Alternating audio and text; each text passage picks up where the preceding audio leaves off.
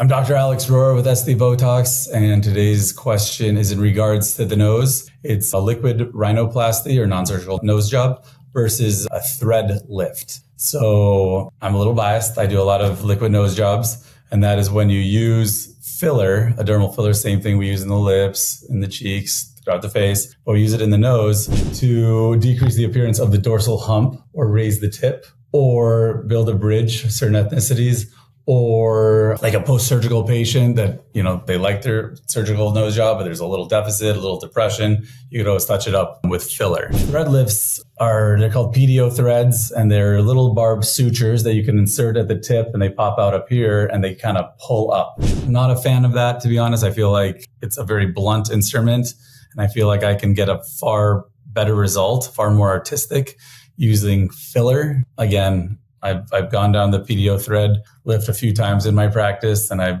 concluded, in my opinion, that a non-surgical rhinoplasty is superior. Obviously, it can't do everything a surgical rhinoplasty can do, so you'll have to book a consultation to make sure you're a candidate. But it's a very versatile tool, and I found that it's one of my favorite things to do, and oftentimes it's an instant result. So you do it, you hand the patient the mirror, and they start crying because their dorsal hump is gone, their downward tip is gone. There's so many things, and it just this instant takes 5-10 minutes, ultrasound and the work itself, the filling, the injection of the filler, and it really changes lives. So my professional opinion, Dr. Alex Roher, PDO thread lifts are meh, and liquid nose jobs are amazing.